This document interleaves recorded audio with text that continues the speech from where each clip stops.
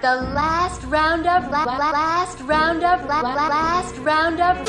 Have you seen the ghost of John? Long white bones and the rest all gone. Ooh, wouldn't it be chilly with no skin on? Have you seen the ghost of John? Long white bones and the rest all gone. Have you seen the... Welcome to the Last Roundup Horror Club. I am Frank. With me, as always, John Walmsley. Ray McGuff. Heyo. And Dave Edmonds. Hello. And special guest for this episode, Nathan Hanneman, the Horrorhound himself, you could say. You run the whole show over there, right? You do the magazine, you run the convention. You probably have a team of people, but you're like... Yeah, I do a lot. I'm the editor of the magazine and promoter of the conventions. Ah, yeah, and I don't know. Oh, wow. I started following him. I don't know how long. Sorry, I didn't research nothing. This isn't a research kind of show, dude. I apologize. And I don't know how long I've been following. I've been following Nathan on Facebook for a while, and I pretend like we're friends. We're not friends. He doesn't know me. But well, now, he posts all these interesting, cool, engaging things about the convention and stuff, and he's got an amazing collection of stuff. I wanted to get him on here, talk about some of his experiences. It's been a rough year for the convention circuit, you could say. You guys just had an online event though, right? Over this last weekend? We did our third virtual Horrorhound weekend. Yes. So how big of a pain in the ass is that compared to the regular convention? How big of a trial is it to put together the online thing? It's a trial in the sense that, we've always done our film festival, and we are a legitimate film festival, IMDb accredited. We use Film Freeway, so we have hundreds of submissions every single event. So the biggest headache is just we have to have a team together that watches all the films, reviews all the films, does all that stuff. But when you don't have a convention, it's a little difficult to sell it. Right. It's a little easier when you have an actual theater and but I think every film festival's dealt with that this last year. So the only obstacle is just we didn't want to outsource anything. So we actually did our own in-house production. We have a crew of people who developed the software to do our live streaming with the proper security and it was pretty top notch, all HD. We do things like embed your IP addresses on the screens in case you try to steal it and put it online. We know who took it, all that stuff, so people can be. It's pretty intense. So that as far as that goes, it was one of those things where we did it just because we thought, well, we got to do something. But at the end of the day, it ended up being kind of fun because I think we're going to continue doing it in conjunction with the live events when they return in September and beyond as a extra perk and incentive for the cost of coming to the convention, where we wouldn't run it the weekend of the show, but, a few weeks later where you come to the event, you got to see, you meet your celebrities, buy your stuff. Maybe you saw a couple films, but you didn't get to see everything you wanted to see. And maybe you missed a couple Q&As. So we're going to record all the Q&As, and we're going to have the Q&As and the films screen as part of the virtual event a couple weeks later for free for anyone who comes to the show, and then, charge if maybe you live in across the country and you wanted to partake in it in some way. So that's awesome. amazing. Yeah. That's really, really cool. Yeah. So there's nothing worse than when you go, you can't hit everything, So you have to pick and choose, Or you miss something, like something goes by you. Late. Yeah. Oh, I miss. Oh, yeah. What's funny, we'll screen movies sometimes, and people will ask me what I said, like, oh, which films are screening that you suggest. I don't even get a chance to watch them all sometimes. So even for me to have, you would think I would have all these sitting on my desk, but I don't. We have a crew that's handling all that. So even for me, a couple weeks later to be able to be like connect in, because for these virtual events, I've been able to sit here all weekend and watch them. And we've, watched some incredible stuff this last event. One of the films we just did is The Stairs. I was just blown away by that. And I think Cinegram or some company just picked it up for distribution. But yeah, I always wish I saw more of the films, but this actually helps me too, because I'll be able to even watch a little bit of them. But it's it's one of those things with the pandemic. Like, we would never have tried this. Hopefully, it's something that people dig and we can grow from it, especially with the filming and posting the Q&As from the shows and other content that we can film at the event. We still don't know the success rate of it until we get the physical events back. Yeah, it definitely expands what you're able to do, and maybe like this whole, as shitty as the situation is, maybe it did provide some gateways that you weren't even aware were there to help get the name out there about Horrorhound. That is one of the things I've always heard, is that the movie, it's watching the movies is one of the best parts about it, and getting to see stuff that you would never even have, it would have never came across your radar. Or Q&As, Frank. I mean, how many times? Like, I got to hear Gunner talk for like 40 minutes one time. Clive Barker. I did a Q&A for the Nightbreed director's cut that he did. That was amazing. I mean, there's stuff that you're just sitting there like, I can't believe I'm part of this, So it would be amazing. I would pay not quite a bit more to get to see the rest. Tell him of exactly how much you'd pay, so he can. Give him a rough quote. Let me write this down. Oh man, for me it was definitely the Ladies of the Evil Dead panel back in the early 2000s. It was just after 2002, so maybe like, let's say 2005.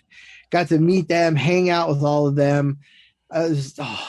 Such great stuff. It's really awesome.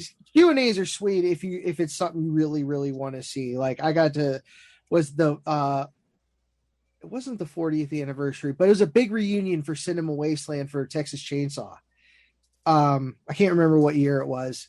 And got to meet everyone. I'd only met Gunnar Hansen before, but then I got to meet like Sally, Franklin, the hitchhiker, Jerry. It was Q&As, man. It's a special thing. It's a special thing. You can't.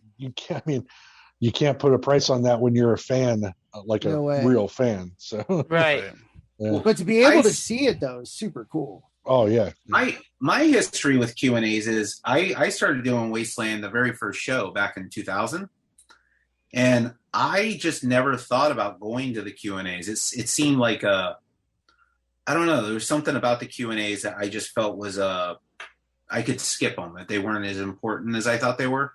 And it wasn't until like we were doing our own shows that I realized what a mistake I had made in those opportunities all those years. And so we've been recording our Q&As for years. We just never really did anything. We have I think thousands of hours of content that we've been sitting on that we've recorded for 10 years. And that's another thing we've been working on during the pandemic is we're going to launch a Horrorhound app where you can have the digital subscription, and we have some books in production, but also getting all those old Q&As and putting them for free for people of the app. Like, there's things that we're working on, and hopefully, we'll finish them.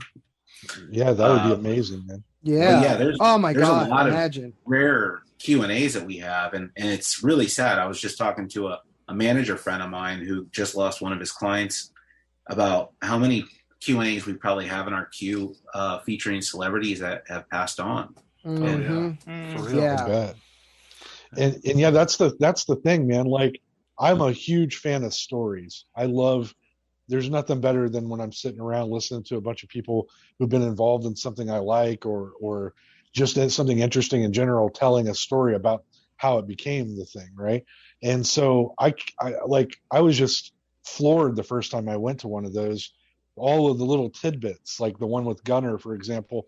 He talked about his early movie career, which I didn't even think, it never crossed my mind.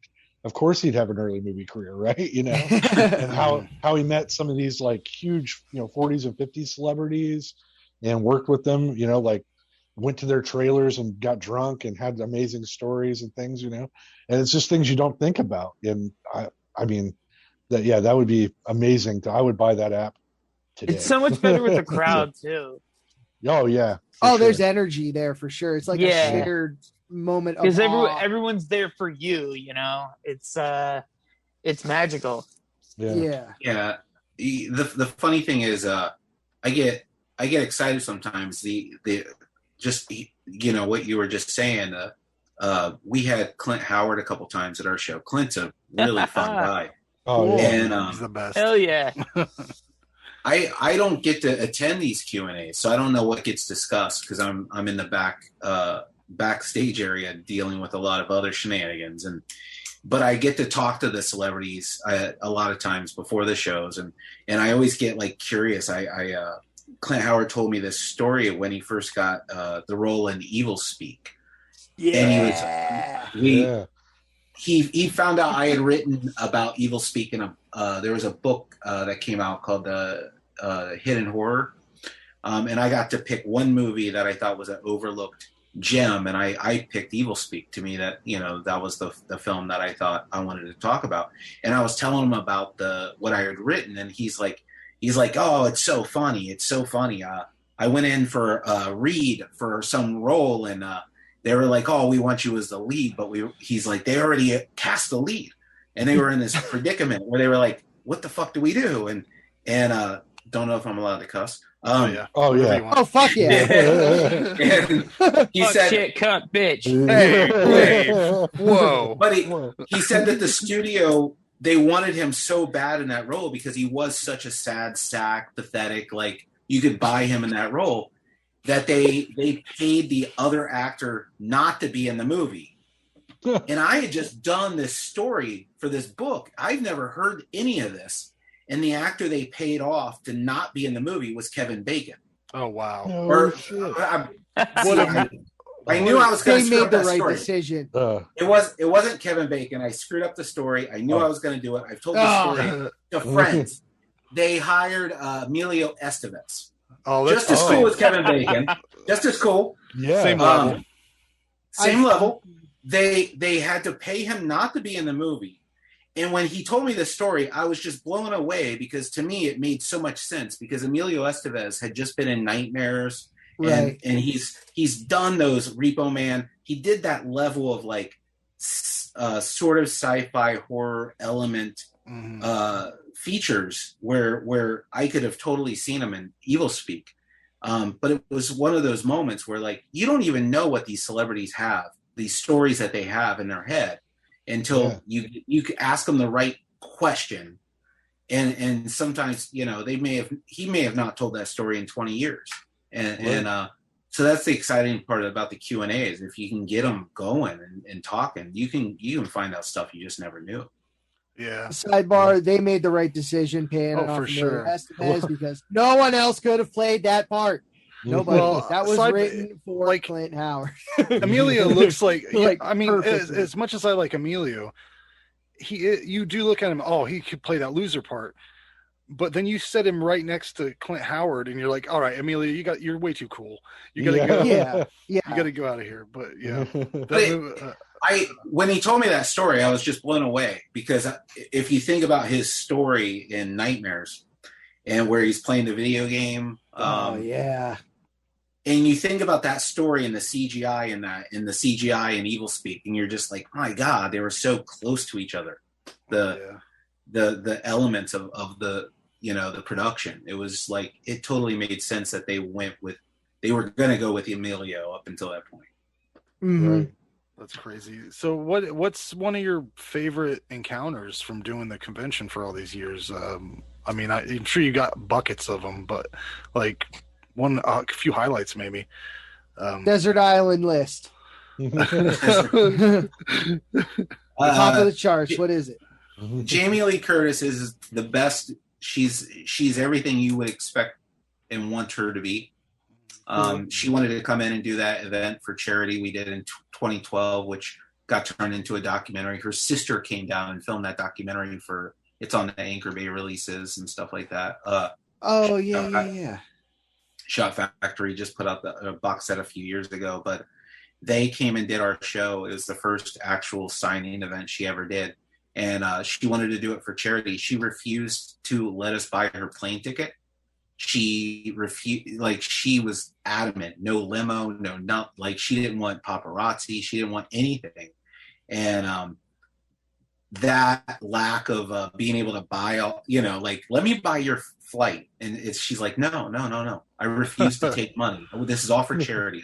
I'm doing this for the charity. And there was something about not being able to buy that flight that scared me to death, because I couldn't call the airline and say, is she on the plane? Is she there? Is she Oh, yeah. And so she shows up, and we actually, the limos, the company we hired, her car service, they're like, oh my God, it's for Jamie Lee Curtis. And we're like, yeah. And they're like, okay, we got this covered. And they sent a limo, which we told them not to do. Just send a regular car, SUV. And she's like, I told you, no limo. And it was just, I thought we were in trouble, but she was the best. She was just so sweet. She took all the time in the world to do whatever was needed to make the fans happy. And beyond that, we go to San Diego Comic-Con every year. There's been a couple instances where we got to interview her or got to be around her for either I forget the name of the TV show she did. It was Scream Queens. Scream Queens. Yeah. And then she was doing PR for the new Halloween, and she like, it's been years. She automatically knows who we are. She knows our name. She's that's cool. Yeah. So Jamie Lee Curtis is top notch in my book. Outside of that, I mean, it just really, Tom Payne, for some reason, comes to mind as someone who just genuinely is kind and an amazing person who just really cares about the event. I think about people who come up to my hotel room I don't let people come up to my hotel. I'm not like one of those those guys that are like, come up and party with me, man. Yeah. You're not like King of Horrorhound up there with like hot tubs and women. I'd be fine sitting in my room after hours with my wife and just having a couple shots, But there's those rare instances where one of our guests ends up in our room because they genuinely wanted to come up and hang out. And Tom Payne's someone I've hung out with. He's not with us anymore. Scott Wilson, of course, was one of the best. I mean, I spent all night drinking in a room with him one night, just having fun. And the weirdest story, absolute surprising sweetheart, Michael Madsen. He's one of my favorites, man. I love that guy. Yeah. Me too. I swear to God, bunny pajamas in my room, midnight.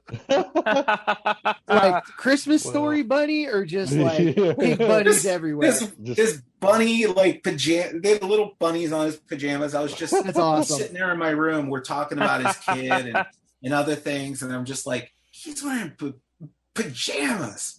That's awesome.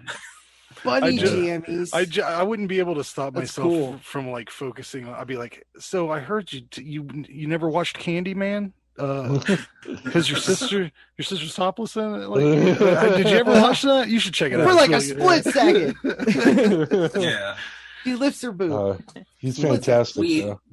I had a really I can't really tell this story because there's some it's an interesting story, but I had a one of my most memorable moments was hanging out with Yaphet Kotto in his room after he did our show.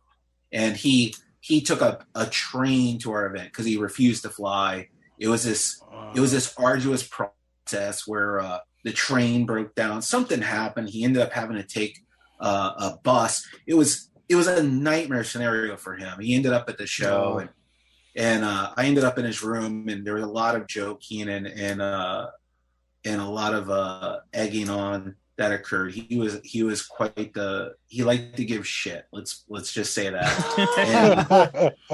And I was on the phone with his manager this last week, and while we were talking, I was telling him how we were finally getting our shows back in order and we're going over what we have to do. And he got a text that Yafet had passed away. And after that, we spent the next 30, 40 minutes just talking about that time he did our show and the crazy shenanigans that ensued, because he was quite an interesting fellow.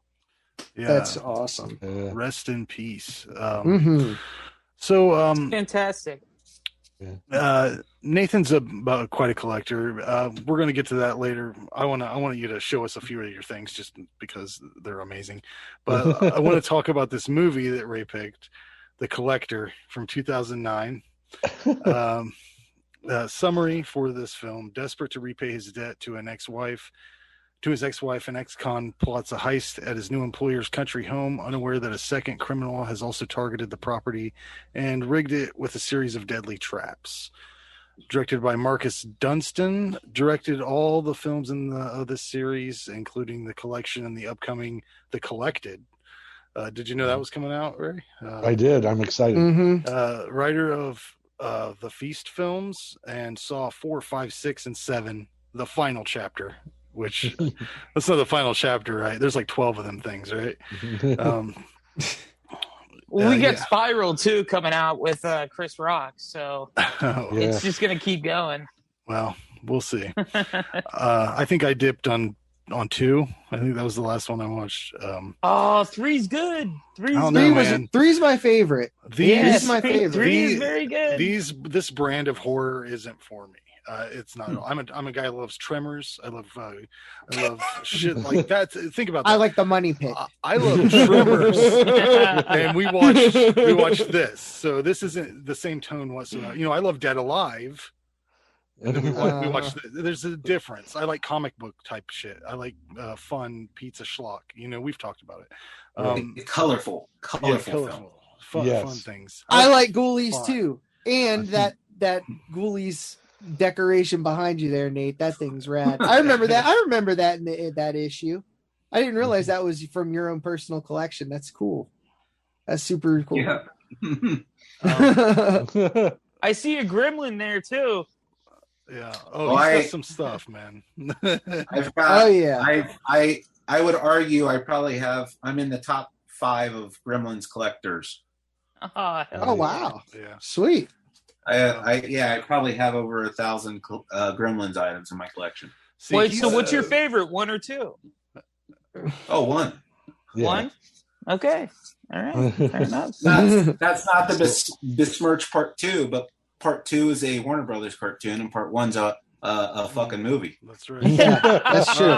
No, but 2 is still fun. Which is better for you? But okay, would you consider Gremlins 1 a Christmas movie? Yes.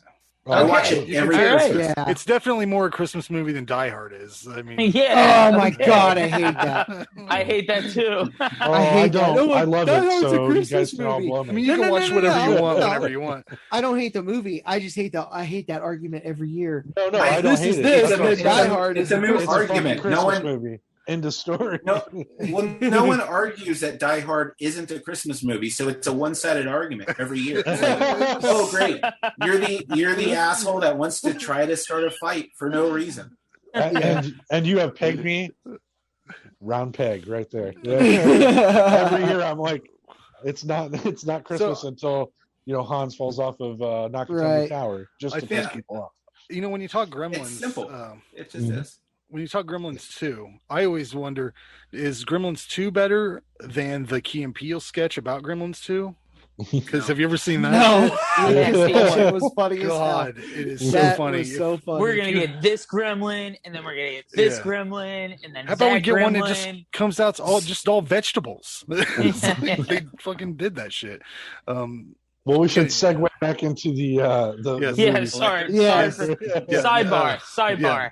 Nathan collects Gremlins stuff. He doesn't collect bodies. Like this guy. There it is. This film was originally intended as a Saw prequel, which you can tell. I mean, when Jason said that this is Saw, He almost hit it right on the head. I mean, it's the same quality, it's the same people, and it's the same sort of shit. I mean, sure, it's different. But, you know, if you give me ice cream in a bowl and ice cream in a fucking cone, I'm still eating ice cream, right?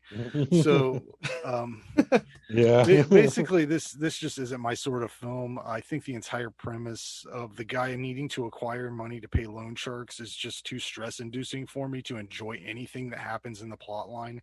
I'm just ridden with anxiety through this whole thing. Life's hard enough. I got cats knocking my fucking DVDs over. I've got. I see it. Look, kitty. But I know these movies are popular. Otherwise, they wouldn't make them constantly. And I don't have a problem. You know, if Ray loves this, I know he does, because he likes a good quality, well-made film. Yeah, but I need something different. I just need a different flavor. And this is not for me. I don't have much to say. I don't have a lot of jokes about it. There's nothing to joke about. Just a lot of total bummer for me. A lot of really, if you like really violent stuff, this is it. Almost fucking Wikipedia this guy's. I'm telling you what. Almost. But, you know, since I already got in trouble for that once, I did not. I stuck it out. Put your big boy pants on, huh? Yeah. What did you think of that ending, though, Frank? Randy, at the end of this movie, all I could think is, after a long day at work, you come home, you put on this nightmare. And I personally would rather watch an hour and 40 minutes of guys butt fucking. I mean, to be honest with you, that's just how I feel about it. And, you know, that's not, I mean, I'm just saying. I want to say this was a better movie than watching 2 hours of butt fucking. Depends on the director. That's just me. Like I said, I thought it was shot well. What'd you give it, though, overall, Frank? You know, I give it a 3 out of 10 because it was aptly constructed. I mean, this is a movie. They set out to make this thing. They did it exactly how they wanted to do it. But I can't give it anything higher than that because it was just a sadness for me. Well done, though. If you like this kind of shit, go out and watch it. Yeah. Yeah. That's what I was gonna say. I thought it was well done, shot well. I mean, fast paced, you know, well acted for I mean, there's some very good actors, you know, in this film. And I love the ending. The first time I saw this, I couldn't get over that ending. I thought it was crazy. And you're right, it's a heavy movie. It's not it's not the a ending's lighthearted Sunday afternoon romp at all. Whenever they you trot through all these things, and then you get to that ending and there's no real good clean feeling at the end. It's just a dirty, you want to go take a shower. It's not. They're looking for that van and he rips the thing off and you're just like, oh, that guy's gone. So, but I would give it an 8 out of 10 on my end. I like I said, I liked it quite a bit. I think the sequel is actually a little bit better, and I'm looking forward to seeing the third one when it pops out. So I only saw this one very recently, maybe within the last couple years for the first time. I missed it when it came out. I think I saw the collection first. Oh, wow. And that opening nightclub scene, that was super cool, but then everything else fell flat for me on that. I felt like it was way too much CG for some reason, but I don't remember. It was very, you know, obviously in the vein of Saw. I didn't realize it was supposed to be a prequel, but that totally makes sense. The killer was neat. His mask was weird. I couldn't figure that thing out. I don't know. Gave me Slipknot vibes for some reason. Yeah, but the way it was like wrinkled and like folded, almost like skin. Maybe that was just, you know what I'm saying? It looked like wrinkles and shit. Like it was definitely. I thought his eyes were really cool. You know how they. The contacts were cool. Yeah, his Riddick eyes. You know, those things those are pretty cool.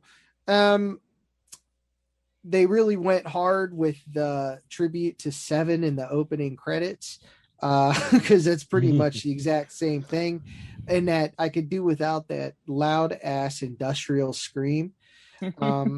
it's making it sound like that's how that dude talks. Because every time that guy, the collector, opens his mouth, they play something industrial, and it's just like, all right, dude, I get it. I like Rob Zombie. That's cool. Can we like maybe hear something? You know, if you want to call him industrial, he's my industrial. So whatever. I really liked that the glue sequence. Oh, yeah. That was fucking sweet. That was gnarly as shit when it's just like acid glue in that poor cat. Oh, that poor cat. I love cats and I don't have one. Wife's allergic, so it's not happening. It's, you should get one. They can go all over your shit and just walk around. Oh my God. It can lay on me all day. I don't care. Get one of them bald ones. You'll need to get one of them rollers. That's for sure. I couldn't do one of them bald ones. They're weird. Like, just like, when Bill Murray held it up in Ghostbusters 2, he's like, hairless pets. Yeah. Weird. Like that's pretty much me. I like how they showed the trap springing, especially like I want to say it had something. It might have been the bear trap sequence itself, which was awesome. The one where the string went through all the Rube Goldberg of gears and stuff. Oh yeah, like that was well shot. I liked how they did that. I liked the Arkin character. I thought the whole loan shark and his wife thing felt like tacked on, but it did give a reason for him to have to rob the place. But I just thought it would have worked if he was just a thief. Well, if he was just a regular thief, he would have just gave up, right? He still had to get the rock. That was the thing. He of course could have just did he could have just did his regular ass job, got paid for it. Whenever that woman's like, hey, they're gonna whatever, he goes, no, bitch, you go talk to the police. I'm taking my kid. We're goodbye. I mean, they were together, right? Like he's all of a sudden like imbued with her responsibilities as a person that makes bad decisions. True. Oh man, every victim was so stupid. like what was it? Not the bear trap guy, but when the girl got pinned to the wall, the screen with that knife. I don't know what you want to call it. It was something out of the only thing I can think of is out of Rambo. One of those bamboo traps. Like the way she was just like backing up. Oh my god! It was so like Final Destination late sequel stupid. Like that got on my nerves. But then I watched the credits and realized that I used to watch The Nanny when I was younger. Because that just my parents ran the TV, and that was the little girl. Yeah, that was the little girl from that show. So that was kind of neat to know. But yeah, this movie is hyper violent. I liked it. I would give it a 6. I really liked the main character, the Arkin. That guy, he was really super cool. He wasn't like he didn't freak out when shit hit the fan, because it did. He kept his cool, helped the little girl, which is a plus. Her parents were stupid, but her sister was stupid too. She's the only smart one in the family. But I give it a 6. I don't need to. This isn't one I'm popping on every once in a while. Like, ooh, I gotta watch The Collector.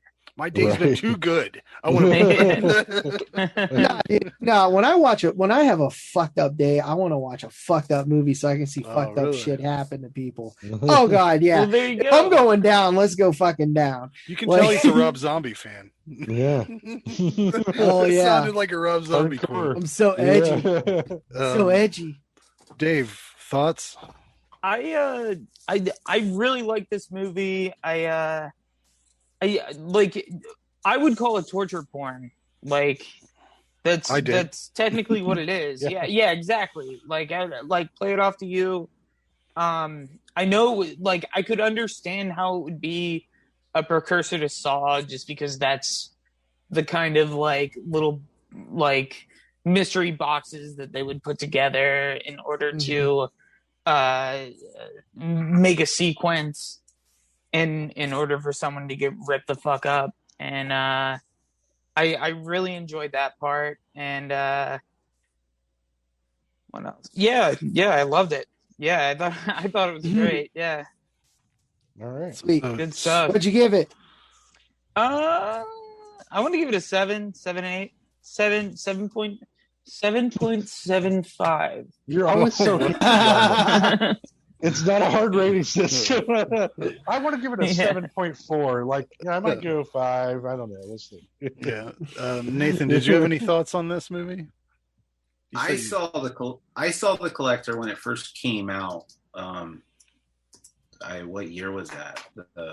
2009. 2009. Oh, yeah. Wow. I can only respond in regards to my memory of my reaction to it when I saw it, which was that was fucking terrible. It was I just remember saying it was a Saw knockoff, and if a studio couldn't have tried harder to capitalize on the Saw franchise if they put a gun to someone's head and said write something. Before you told me that this was a subject of this episode, and I had not really done research into the franchise, and when I saw that the guy that made it had previously written the Feast films and a number of Saw films, I was like, well, now it fucking makes sense. It's and I also thought it was the Collection, because I had seen the Collection before, and then the Collector was a completely different deal. Oh, you didn't realize they were like trilogying it up? No, I had okay. no idea they were separate films. And I haven't seen the Collection, and now I feel like I should, because if it's that different from the first one, I thought the first one was just a cash grab for the Saw franchise. Everyone was trying to get into that torture porn genre, whatever cost possible. I forget the one. I think it was Elijah Cuthbert. No, not Elijah Cuthbert. There was that one where the girl was in the sand. The billboards got pulled from. Oh, it was such a nightmare. The girl from 24. But there was all these films that were coming out during that era that were just ripping off Saw or trying to capitalize on the popularity. And this one I thought was just another one in a cheap Dr. Decker Nightbreed mask, Oh, that's true. A little bit. That is similar, yeah. The thing that, the one thing in the movie that got me the most was when the guy stuck his finger through the blinds and like they got stuck and there was razor blades. How many times have you got your fingers stuck in some dumb shit like that? I couldn't get past Too close to home. Yeah. But anyways, at this point in the show, Jason would normally have trivia, but since he's not here, I put together a little trivia for everybody. It's the same deal. I'm going to play audio clips. So as soon as you know the movie, say it out loud and you get the points. Points don't matter. But I've got 12 different sounds here. As soon as you know what the movie is, fill up the board. As soon as you know what the movie is, say what it is, and you'll get some points. Cash in later for some absolutely nothing. No, it's like those shitty arcades where you get like those Smartie candies and shit. A broken cone eraser. Yeah. Anyways, here's the first sound. As soon as you know what it is, say the movie. Well, sometimes that is better. Pet Cemetery. Yeah. Norbit. Norbit. Damn it. God damn it. Just so close. Guess Norbit on every one of them. Here's number 2.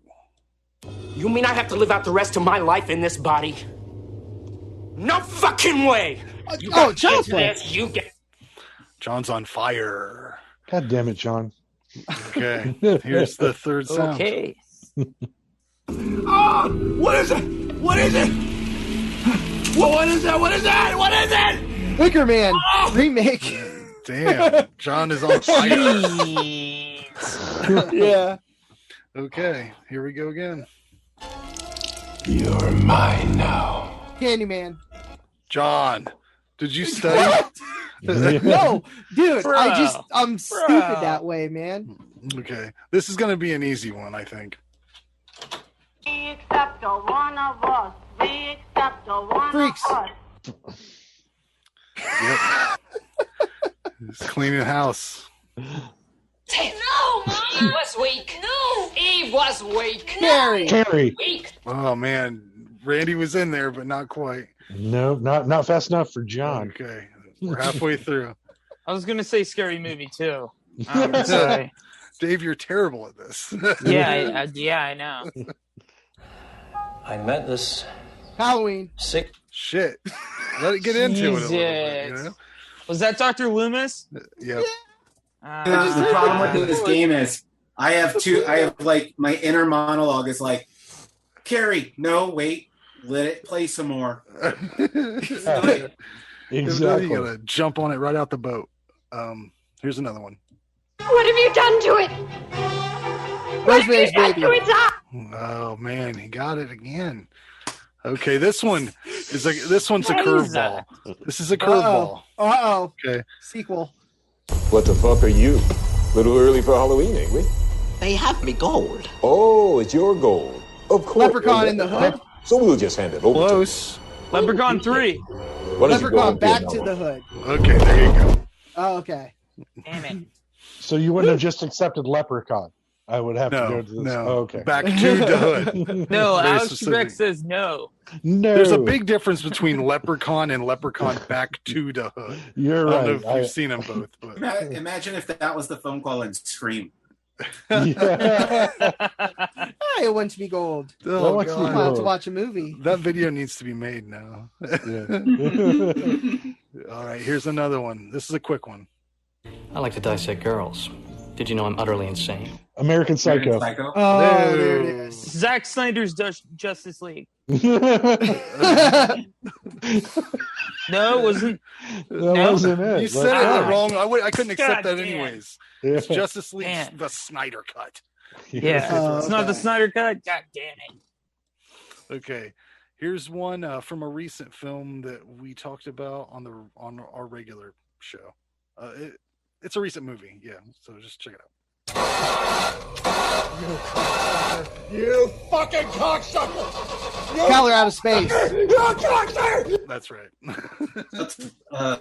Yeah. Cage was awesome. I didn't hear what you were saying. Yeah. Now this last one is just a theme. That's two Nick Cage movies. Yeah, I'm a fan. Actually, the only reason that's on there is I was running out of time, and I already had that clip. Oh, so, his career. But, yeah. I hope not, but this last one's just a theme. So if you can name the movie, give it a second.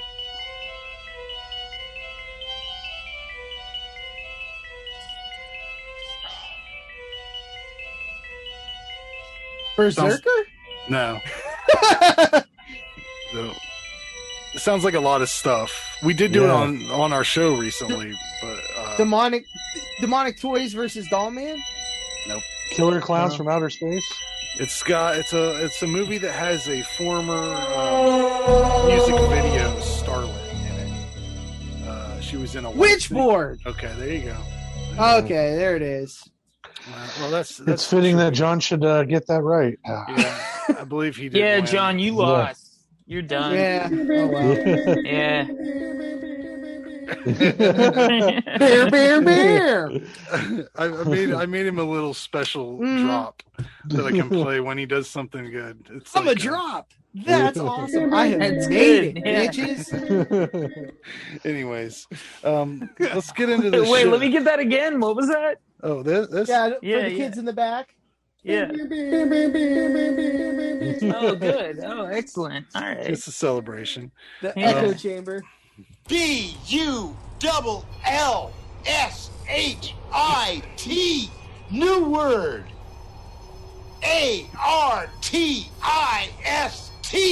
bullshit artist. Bullshit artist. Love it. Greasy Strangler?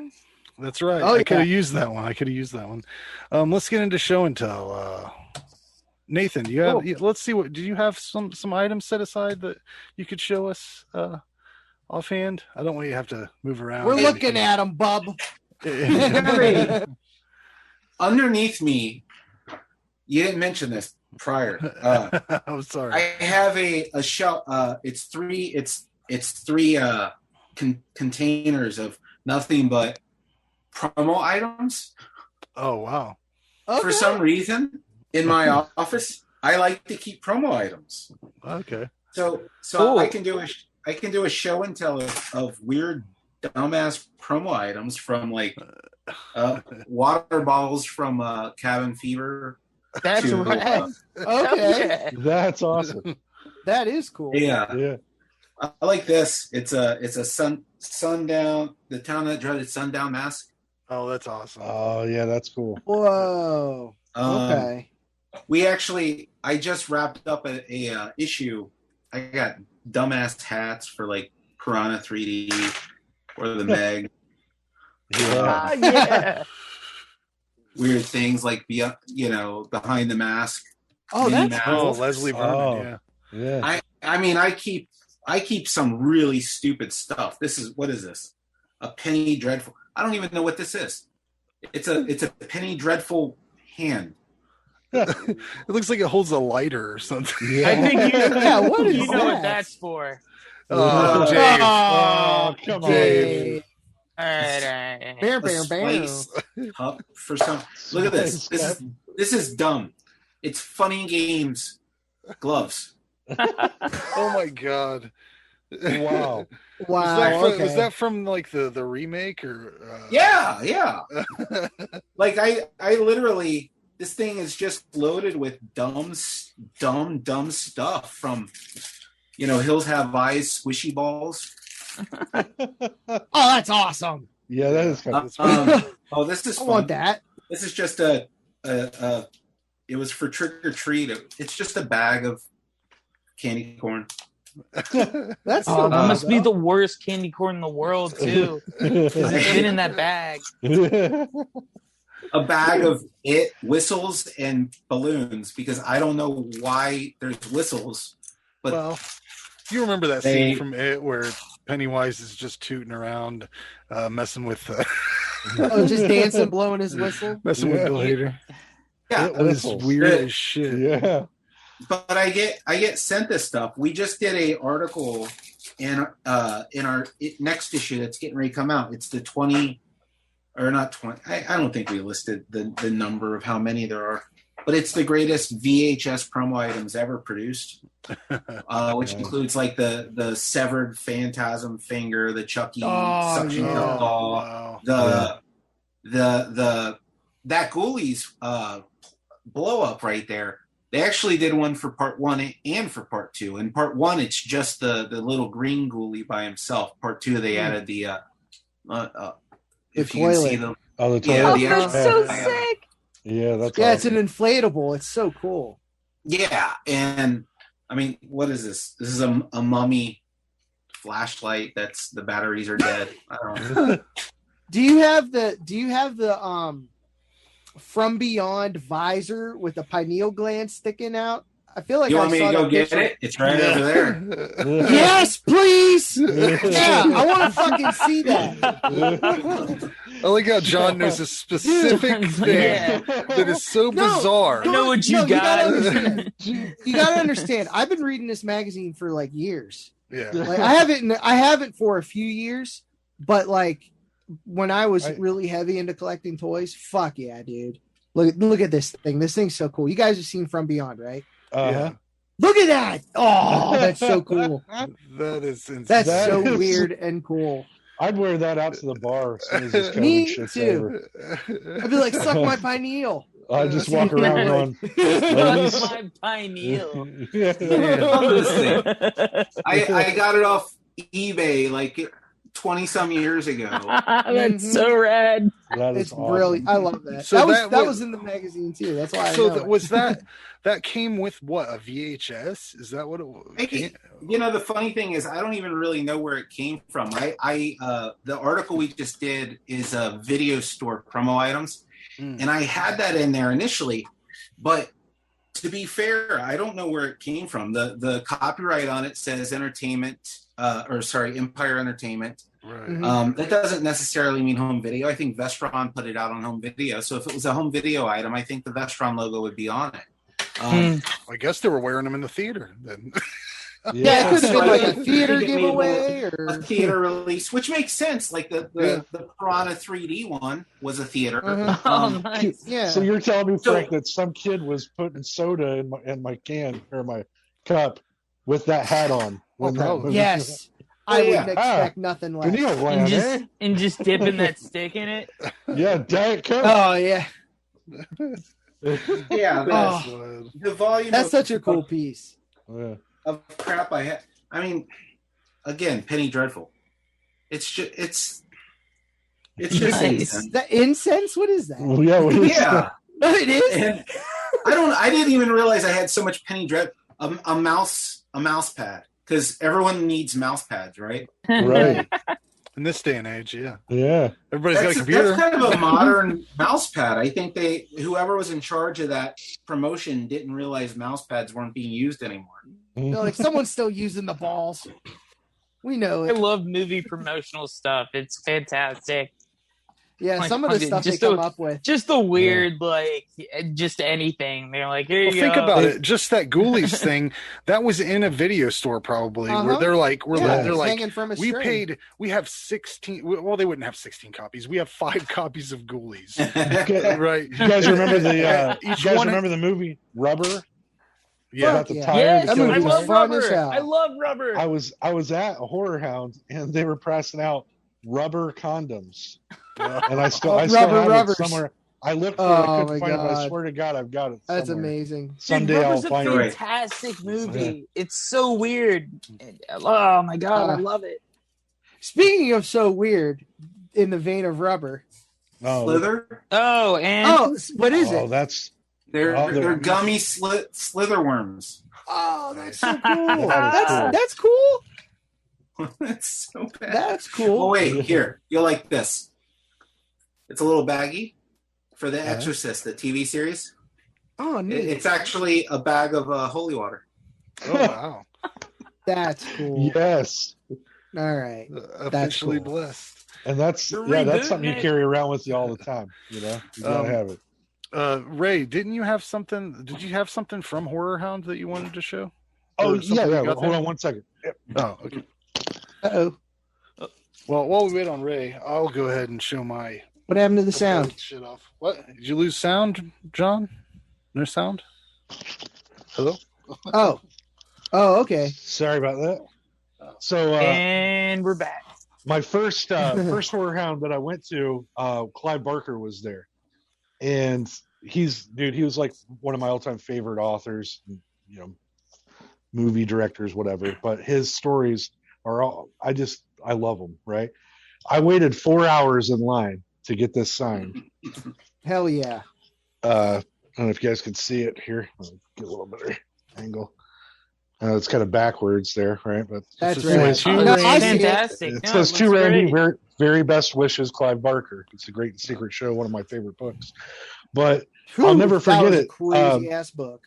In your line, you know, like they're telling you things to do when you get up there. Somebody from his people were like, you know, their people are up there with them, and they're like, you know, kind of make it quick. You know, there's a lot of people in line. I'm like, oh, dude, for sure. I just want this signed and I'm out. I'm not a picture guy. But the minute he saw this, he actually sat me down and told me about the sequels he was working on, and then wouldn't let me go because we were talking about the book. And that's cool. People behind me were starting to get pissed, and they had whole, like, you know, Hellraiser posters to sign and stuff. Mm-hmm. And he looks right at him. He goes, they can wait. I'm talking to a real fan. Well, yeah, he probably if you're buying his books, that's probably who he respects the most is people that buy his books. Mm-hmm. Yeah, there's probably half a dozen guys that are in line with like 16 things they want him to sign so they can resell it. Dude had a duffel bag, man, and right behind me. He had a duffel bag full of shit, and so he talked to me for like I want to say like right around 10 minutes, which was pretty long for one of those lines. So, and does he consider that one of his best? Oh yeah, when he met Randy, you mean? Yeah, of course. His best fan, Randy. Yeah. He's like, man, I've had a lot of interactions with fans. He's like, listen, but that guy, I tell you, fucking Randy. My favorite thing he said, he was like, still talking. Hey, where are you going after this, bud?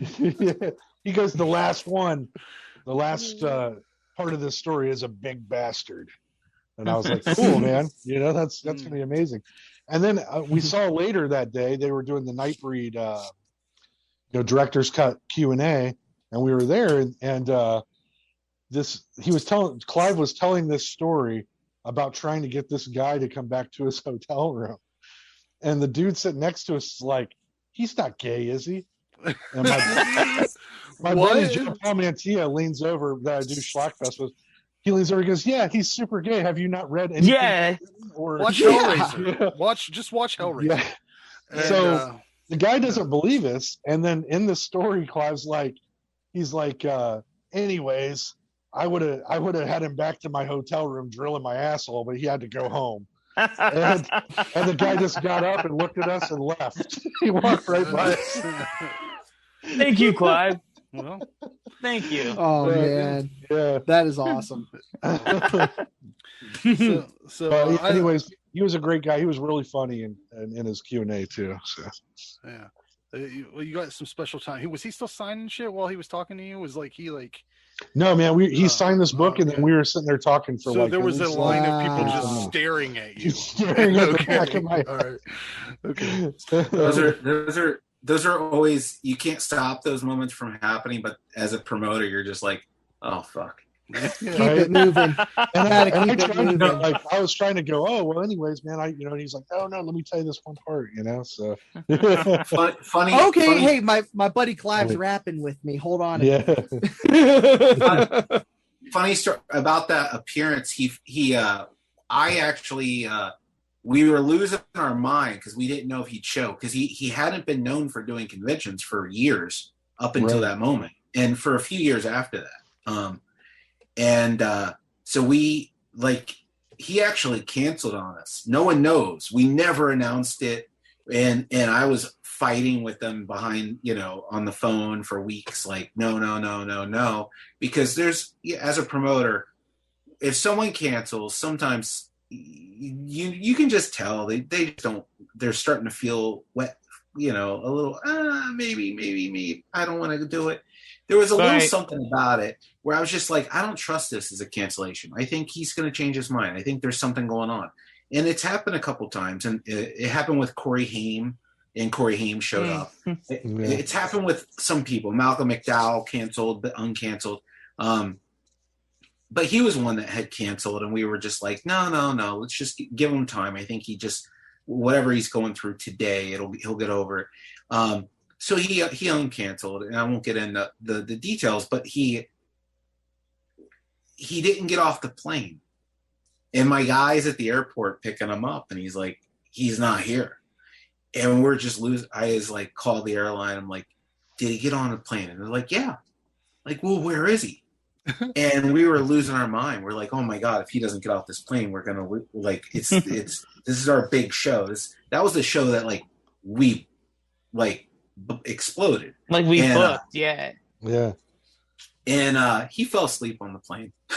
Yeah, that's funny. Wow. We were just, we almost had a heart attack. It was just one of those. Right. And I was in at the one with the Corey Haim too, because I had brought my Stand By Me, Corey Feldman was one that I was at. I brought a Stand By Me thing, and he kept getting up from the table. Did you remember that at all? I remember Norman Reedus making fun of him while he was doing it. Yeah, we were in line there. and Norman's making jokes, and I'm like, I don't think Corey Feldman's going to sign my Stand By Me thing today. And then there he goes on one of those fucking hovercraft sunglasses on and was gone. So I was like, we'll come back. I just love picturing him just leaving. You remember when he was on the Today Show and he was on that hoverboard and he was doing those dances? I just picture him leaving, doing that. Like see you later. I got stuff to do. Yeah, that was a weird one, but it was so much fun though. Standing in line, I know it sounds silly, but standing in line is some of the most fun you'll have there because you get to meet people that from all walks of life that are in the same shit. You know? And you probably had everyone's so cool. I can become. I mean, I haven't met any of you guys, and like, I feel completely comfortable during this interview. Like, it's just something about the genre, something about our mutual respect of everything. But I wish I could tell you some stories because I have a few funny ones with Corey Haim. That's nothing disparaging. Nothing disparaging. Has there ever been a time when you're like not on and you don't want to go at all? Like, just like feel like. Yeah, just any interview or any con, like, are you? And then I would. I don't feel like I have. I don't feel like I have a choice. Oh, really? Not a lot of people. I don't know that a lot of people know this story. I actually was hospitalized a few years ago, right before we had Jeffrey Dean Morgan at our event. Oh, wow. And, I had it was scary. I ended up in a ambulance and I spent a week in ICU. It was some adverse effect of using aspirin or some aspirin product that I had been given, and it burned a hole through my esophagus. Oh my God. So I ended up with internal bleeding. I had to get 3 blood transfusions. I like literally almost died. Oh, wow. And I was in the hospital. I got out 2 days before Horrorhound weekend. I literally showed up at our hotel in a wheelchair. And I was losing my mind. You still did the damn thing. I still did the thing. As I'm in, not only that, there's 2 funny stories about this. I'm in the hospital. Number one, and you know, this isn't exactly how it went. This is how I remember. I was trying so hard to convince Ethan Embry. Ethan Embry. I wanted him for a show for years. Always wanted him. We were screening Devil's Candy at that event. Nice. And good movie, good flick. I was like, if I can convince Ethan Embry to come to Horrorhound, this is the only way. This is it. He's in Canada shooting some movie, and I'm messaging him on Twitter, and he's actually replying, and I'm in my hospital bed, and I'm like, you got to come to the show. We're screening your movie, blah, blah, blah. And he's like, oh, man, if I came, I'd be working all night, then I'd have to take a flight, and I wouldn't get any sleep. And I was like, don't be a fucking baby. Hell yeah. Hell yeah. I hit send on that message thinking, what balls on you? But I almost died. So I wasn't, you know. What do you got? Yeah, fuck it. Let's do it. And he wrote back, he's like, all right, fine, fuck it. And he came to the show. Loved it so much. He does every convention he's asked to do now. Nice. That is awesome. And so I'm in the hospital doing that. And as I'm doing that, I get a message. Jeffrey Dean Morgan has to cancel. He's out in Europe filming Ride with Norman Reedus, whatever that show is. Grey's Anatomy, it doesn't matter. Yeah, he's motorcycling across the country. And when he's finished, it's the day before our show. And he's just like, I can't do it. I just can't. I'll have to fly back, no sleep, do the show, blah, blah, blah. His manager is a good friend of mine. And he's like, dude, you're in the hospital and you almost died. Like, what do I do? And he told him, he's like, I can't tell the promoter that this is that you're canceling because he's in ICU right now. Like he may fucking die if you and Jeffrey D. Morgan. And you're talking about a motorcycle ride. Yeah. Right? All he's complaining about really is working for like 3 days straight with no sleep. I get it. I do. I would cancel too. But at that moment, he was like, fuck. I don't want that on my conscience.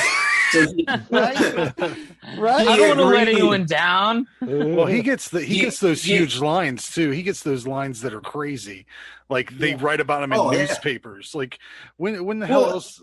You never heard about conventions in regular ass newspapers? Like, I mean, and this was early in his Walking Dead. Like I think up until that point, he'd only done supernatural conventions with Creation. That's so right.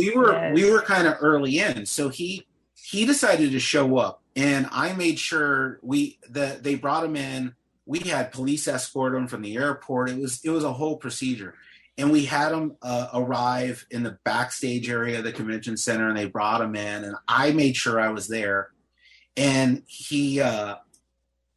I have to go outside and say hi to him before he comes in, and his manager's kind of standing behind him, and he's like, "You were just in the hospital for a week," and I was like, "Yeah," and he's like, "Why are you here? Why are you on your feet? Like, what the fuck's going on? Why would you do this?" And I was like, "Because the show must go on." Right? And I swear to God, I'll never forget the look. He imagine Jeffrey D. Morgan just doing this one. He's just like. Goddamn right. Yep. Yeah. And his manager is behind him, and he just goes like this. Nice. Well, and I think thumbs up, like perfect. And he killed it all weekend, had a good time, but it was I forget why I went on this sidebar. Apologies. No, it's fine. Oh, that's awesome. No, that's great. That's awesome, dude. Yeah, I mean, I think it's that cool. kind of commitment. Yeah, that we were talking about Clive Barker and the scary, scary, almost whoa, holy shit moments. We have the holy shit moments, but the ones that people don't realize almost went really south. They're what you end up being happier with. Right. Yeah. Well, and we had an attachment to a convention down in Dayton. I'm sure you heard of it. I mean, the Epic Con Geek Fest or whatever it was. The one that got canceled, so to speak. It was a nightmare. We were just sending some people down there to like kind of do a documentary kind of thing about it, and we knew some people that were involved with the putting together of it somewhat, but this woman kind of just gave up, like it seemed like at some point, and wasn't contacting the celebrities, and she had people on the chain that were like, they had a fucking dark what's that show they had, dark shadows, that old shit from way back, a reunion. So they trotted in these people that are very old, and and a lot of these people didn't know if they were getting paid or how they were getting home, or and there was a lot of lawsuits that dropped after that. So like, wow, for some to see what you're doing is like completely different. It's like these guys are doing it the right way. They're like I don't know what she was trying to wrap too many things up in it. She had like a circus aspect to it and all this weird shit, and I'm like, you're really getting too ahead of yourself with this. And yeah. And when Bill Moseley was like, she wanted us to promote stuff, like, so I'm tagging all these people in it. And Bill Moseley's like, yeah, we'll see if this happens. He saw the writing on the wall. And, there was a lot of problems with that one. The only cool thing about it was that our two correspondents that got stuck there as well ended up talking to a bunch of really cool people and getting to hang with them and helping them. They still made the best of out. it. I mean, even the cast of Nightbreed were there, and they made the best of it. Everybody was making the best of it, even though they were doing it for the fans, truly, because they were not getting paid. They were I heard that the woman just sat there and started crying at one point. Jake the Snake and Diamond Dallas Page are pissed off. you don't want them. Jake the Snake. Yeah, I mean, jeez, it was just wild, and you can see like it was the Fire Fest. Jeez. Locally, yeah, Fire Fest, the local Fire Festival. Yeah, it was a mess, man. Jeez Louise. But luckily, I've had the best time. I can't praise Horrorhound enough. Every time I've went, I've had the best time you could ever ask for what you guys are. It's just amazing people. Everything is coordinated. You know what you're doing. There's no questions. You guys, you and your staff work really hard. You can tell. So we appreciate that. Yeah. I was only at one because I'm from near Pittsburgh. It was the one that was in Pittsburgh that had like Doug Bradley, Octavio, the zombie. I can't remember. Dell'Aquila from Zombie from Zombie. Yeah. Dell'Aqua, thank you. Yeah, the zombie from Zombie. Fucking who else was there? Al Cliver was there. Griffin Dunn was there. Griffin, that's right. I didn't have enough money for all three of them, but I got to meet John Landis, which was I was like, go. Like wait, did you meet idiot. Max Landis too? No, I'm wasn't just Griffin kidding. Dunn in wasn't Griffin Dunn in Soul Man? Was it? Is that what I'm no, that was Ari Gross. That was the dude from House 2. Right. Because we just watched it for. Yeah, I know. What the fuck did I just watch? I don't know why I'm that movie is still funny. That movie's still funny. It's funny. I grew up with Pittsburgh. The Pittsburgh event we did to this day is my favorite event no one went to. What was it? I mean, I thought it was at when the Monroeville Convention Center was still there, Dave. Or still doing cons. It's still there, but when it was still doing cons before the new facility. I didn't know they did cons. That was the space. Damn, that was a chaos event. We had gotten all the permissions to do the first ever screening of Dawn of the Dead inside of the mall. Oh my god! Oh, that's right. It was a Dawn of the Dead weekend too. Yeah, it was never. Well, that's the funny part. They never screened that movie in the mall ever. There was never a movie theater in the mall. They never did a screening there. We were the first ones to do it. When I was approached, we had a partner that we worked with, and he had suggested doing a Pittsburgh show, and I said, the only way I'll do a Pittsburgh show, because I like to think artistically, and in this case, unfortunately, I was wrong. I said, I want to do a zombie show that has no Romero zombies. I thought it was the most brilliant idea ever. I was like, we're going to get every single zombie possible. So a lot of them, first show they ever did, Ottaviano Dell'Aqua from Zombie. First show he ever did. That's awesome. American Werewolf in London. First and only show he ever did. We brought in the big one that I was so excited about was God damn it, my brain. Nate Zombie from Creepshow, from Martin. God. John Amplis? John Amplis. His first convention ever. Oh. Every promoter has tried to get him to. We were on a phone call with him where he's like, if I'm going to do it, because we were saying, just come in for a couple hours. That's all, just a couple hours. And he's like, no, if I'm going to do it, I'm going to do it all weekend. And we're like, okay, but you're going to have so much fun. You're going to do them for the rest of your life. And he's like, I doubt that. And we're like, George Romero said the same thing. And he loved it. He loved doing it. We were getting Tar Man. We were like every possible zombie. I was so excited. I was like, this is the coolest idea we've ever had. And tickets were not selling. And we were losing our mind. And we had 30 different zombies from all the Romero films asked, can we come? Can we come? And we were like, no. And finally I was like, yeah, just give them a table. Let's see, let's work out a deal. Let's do this. Let's do that. As soon as the Romero zombies were coming, suddenly tickets started selling. We were just like, these people are just really proud of their heritage. That Pittsburgh area. And now we worked with a friend of mine named Kevin, who now does Living Dead Weekend.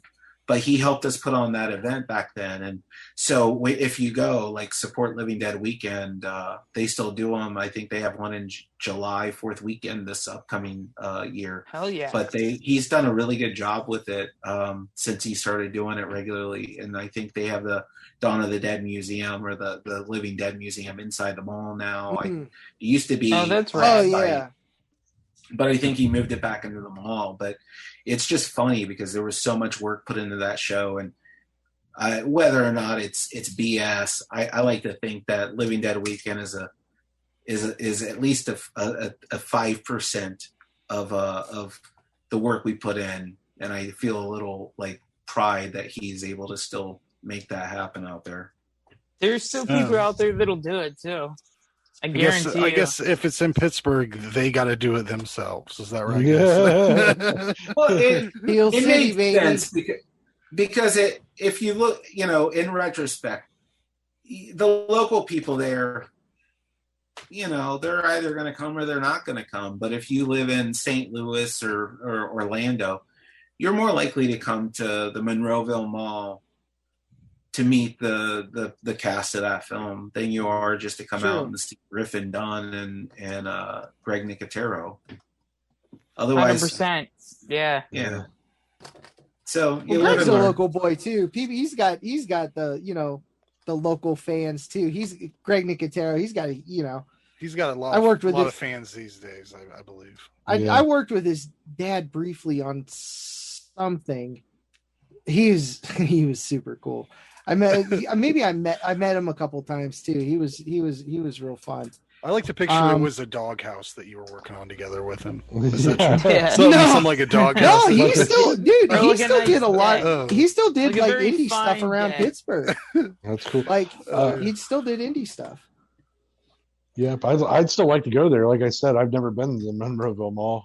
It's completely redone now, and I tried to ask everyone I could, where's the elevator? Where's the elevator? No one could tell me, and I had to look up blueprints and shit. And I'm like going through. It's not even a Penny's anymore. It's like a I don't even fucking know. It's one of the flagship stores. The elevator is still there, but like wasn't the elevator? Wasn't the elevator only some shots were that actual elevator, and the other shots were like a soundstage or some shit like that?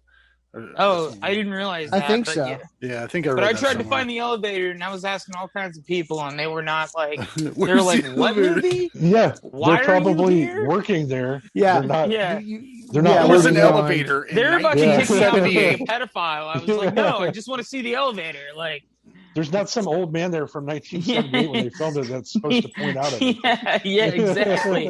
I was like, shouldn't there be a plaque or shouldn't there be a plaque? Just a Hall of Like, Presidents. Come on, guys. Yeah. Just a Hall of Presidents, George Romero robot. Like, Dawn of the Dead stuff. Let me go get Billy. Hold on. No, I literally just showed up one day and I was just like, this looks nothing like anything. Where's the gun store? Where's the gun store? I love Dave comes in like Doc Brown. Where's the elevator? There used to be an elevator. Scott. Wow. Anyways, here's what I'm showing off. Some Tremors movies. I got some new ones. I got Tremors 5. Cool. I got Tremors 6. That's a cool. Can you see that? You can't see it. If you got 5, you definitely need 6. Yeah, those are the Jamie Kennedy movies. And then I don't know what happened with Shrieker Island, but they got this John Heater in there. Yeah, I don't know. Napoleon Dynamite? Yeah, I think I haven't watched it yet. I think he took the place of Jamie Kennedy, who played Bert's son. I liked that combo. I don't know. People shit on those movies, but I like them all. I don't care, man. It's Tremors. It's fucking good. Who else has some? John? All right. Well, I took this down off the wall. It's probably my favorite autograph. It's Tom Atkins and Fred Decker. They did a screening of Night of the Creeps at the Warhol Museum, the Andy Warhol Museum. And I got to go see them and got to talk with them afterwards. They did a really awesome Q&A that I was able to record and put on YouTube like from years ago. You know, that was awesome. Tom Atkins is like the coolest grandpa you could ever hope to have. Like, he's just so genuine and rad as fuck. He's and he's a local guy, still lives here. Super cool. Got to keep the mustache though. Has to keep it. Oh yeah, because Creepshow. He has no mustache. Atkins, the first time we had him at a Horrorhound, he showed up and he had no mustache. He shaved it, and I was so bummed.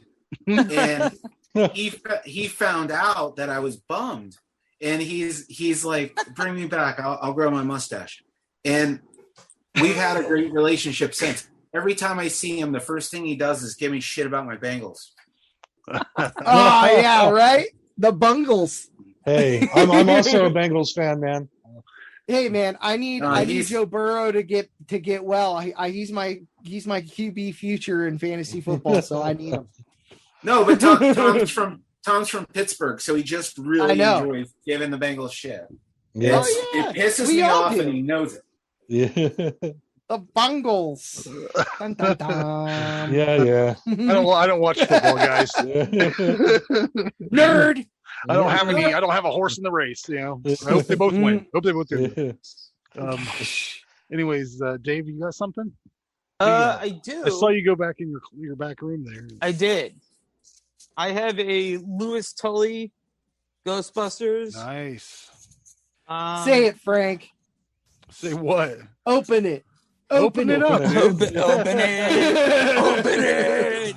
I just love being that devil on everybody's I know. children. He is. Give it to your children. He is the gatekeeper. So that's him with the messed up clothes. I love that. Yeah, no, he's got all kinds of fucked up clothes. Yeah. All you guys with your action figures, I wouldn't be able to help super myself. cool. I'd be popping. Yeah, my brother got this for me for my birthday. I'm a big Rick Moranis guy. So yeah, he's got them out. Nice. Yeah. Oh, that's the new Silent Screamer, right? Yeah.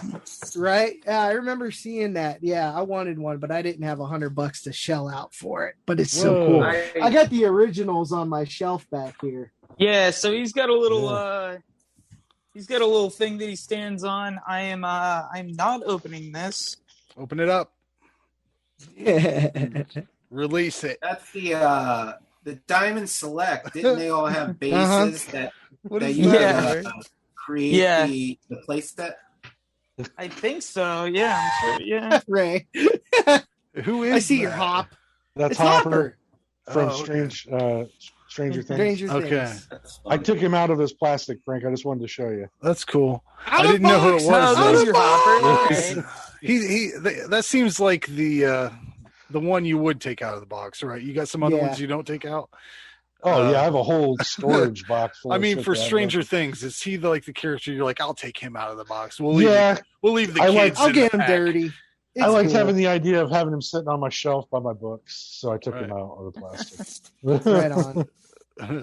Anyways, that's it for the show. You know, follow Horrorhound on all the social media. Is it horrorhound.com for the website? I assume it is. Thank you. Yeah, check it out. You can just follow Nathan on anything if he doesn't mind, because it's always good. I mean, don't follow him around the neighborhood or anything, but follow him on your bicycle. You know, he posts these pictures from his collection, and I just find it really enjoyable. You have a shitty day, he posted up like a nice little thing he's set up, and I don't know, it's fun. It's fun. Cool. But yeah, Ray, you got anything you want to promote at the end? Yeah, watch Schlockfest. We've got a new one coming up next month. With I don't know if you're familiar, Nathan, but Schlockfest is where a friend of mine takes terrible films and makes me watch them to try to convince me that they're good. Well, you watched the one that we talked about earlier, right? Yeah. What was it? I've been working on a project that will be a Horrorhound project that's just a journey into bad cinema. Nice. And nice. While my favorite film, I want to ask if you've seen it. My favorite film I've discovered is I bought a vampire motorcycle. Oh no, I want to. I've heard of it. It's so ludicrous. I have heard of it. Yes, I had to buy it as soon as I heard about it. I had to buy it. It's Anthony Daniels plays the priest that gives an exorcist on a vampiric motorcycle, and it's brilliant. That sounds awesome. That sounds like my kind of stuff right there. Yeah. Oh the power of Christ compels you. Oh my, R2. Well, also we are doing another podcast called The Midnight Nexus, which is it had just released a new episode. It's a group of writers. We decided to take all of our short stories and kind of do like a Twilight Zone thing with the old-timey radio scenario. So it's like these broadcasts are coming in over an old-timey radio, and each story is featured in each episode. So there's a group of writers, everything from sci-fi to horror to standard drama to we've got one coming up that's going to be a fantasy story, swords and sorcery and all that.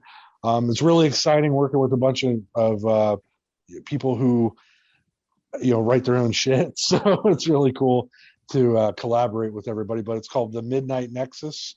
Highly recommend it if you guys get a chance to listen to it. It's all audio books. So yeah, it's on this feed. So if you're listening to anything on ZTO TV podcasts, all this shit is there that he was just talking about, Schlockfest and Midnight Nexus, all that. John, you have anything you want to say at the end here? Just announced next month's movie for the group. Oh, that's it's right. Going to be kind of a twofer for Schlockfest, Ray. Right. But maybe you've seen it. What is it? I'm on an Italian kick lately. A little bit of Burial Ground. That's one I have not seen. Nope. You've definitely seen the other cover for it though, because Jason had it. Yeah. It's so memorable. Yeah. Oh, there it is. Yeah. It's like the cyborg skull or whatever the hell it is. I don't know. So we're doing that one for Schlockfest too? If you want No. if I'm saying you it's want to going get to be a Jean-Paul double on dose of Schlockfest. And then that's the other cover. Gotcha. Nice. But yeah, have any of you seen it? Nathan, have you seen it? I have not. I actually haven't. No. Oh, buddy. I'm very familiar with it, but I've not very seen good it. sleazy comedy. Oh man, sleazy zombies, love it. I always like to not like penetration, no. Not full penetration. No, none. So someone called me out for having not seen a film once, being an editor of a horror magazine, and I referred to the Statue of Liberty. We all know, we all respect it. Not all of us have seen it though. Right. That's true. There's too many. Mm-hmm. There's too many horror movies. Yeah, dude. I mean, we've been doing this show and we have reviewed over content, 200. baby. We've reviewed over 200 and some movies. We haven't even hit the main franchises yet. We haven't. We've done one Halloween movie. We've done no Nightmare on Elm Streets. We haven't hit a lot of shit. The Romero movies.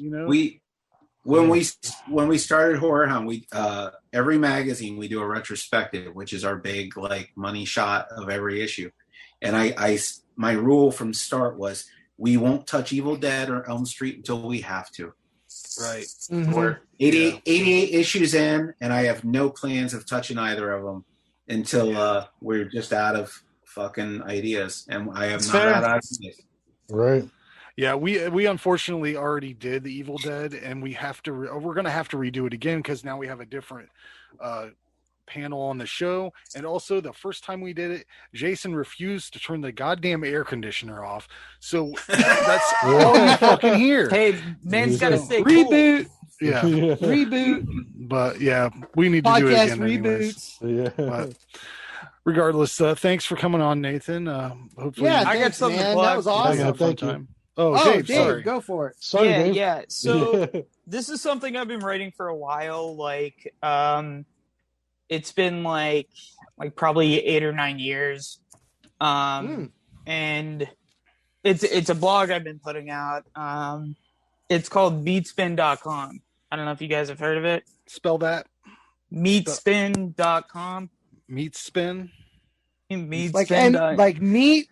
Like meat, like meat you eat, or meat up. Spell it, Dave. You're not helping out here. MEATSPIN.com.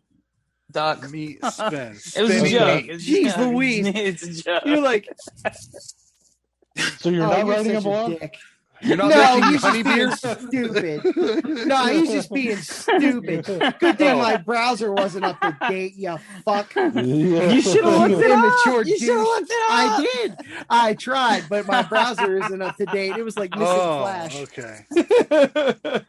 Okay, Dave. Oh, Dave. what a tool. I see what you're doing. What a tool. Anyways, thanks for joining us, Nathan. Thank you, Nathan. Nathan, it's been great.